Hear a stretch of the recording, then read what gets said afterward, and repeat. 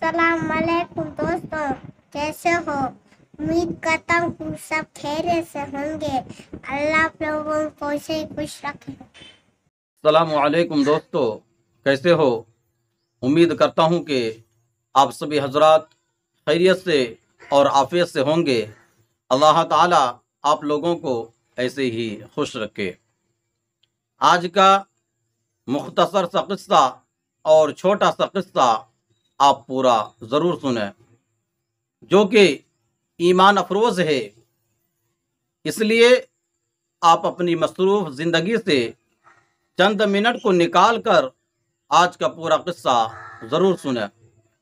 इससे पहले अगर आप हमारे चैनल पर नए हैं तो मैं आपसे गुजारिश करता हूं कि हमारे चैनल को सब्सक्राइब कर लीजिए और वीडियो को लाइक शेयर ज़रूर कीजिए। तो चलिए आज का किस्सा शुरू करते हैं। हमारे हज़रत मसीहुल उम्मत रहिमहुल्लाह ने एक किस्सा सुनाया था कि हज़रत जुनैद बगदादी रहिमहुल्लाह ताला कहीं जा रहे थे। रास्ता में देखा कि एक चोर को सूली पर चढ़ाया जा रहा है। हजरत ने लोगों से पूछा कि किस जुर्म की पादाश में इसको सूली पर लटकाया जा रहा है। बताया गया कि ये मना करने के बावजूद चोरी करने से बाज नहीं आता, बराबर चोरी करता रहता था। उसने एक दफा चोरी की तो उसका एक हाथ काटा गया। दूसरी दफा चोरी किया तो दूसरा हाथ काटा गया, मगर ये फिर भी बाज नहीं आया। इसलिए ये सजा दी जा रही है। ये सुनकर हजरत जुनैद रहिमहुल्लाह ने फरमाया, मेरा दिल चाहता है कि इसके पैरों को बोसा दूं।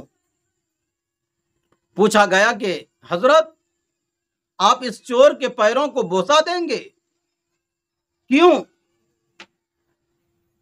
तो फरमाया, मैं इस चोर को नहीं बल्कि इसके अंदर की इस्तिकामत के पैरों को बोसा देना चाहता हूं। अगर ऐसी इस्तिकामत हम दीनी कामों में पैदा कर लें तो मालूम नहीं कितनी तरक्की करेंगे। दीन पर इस्तिकामत बड़ी चीज है और यही आजकल मफकूद है।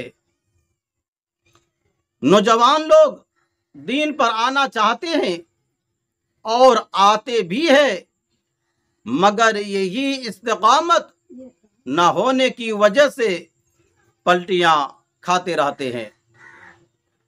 नमाज शुरू करते हैं फिर छोड़ देते हैं।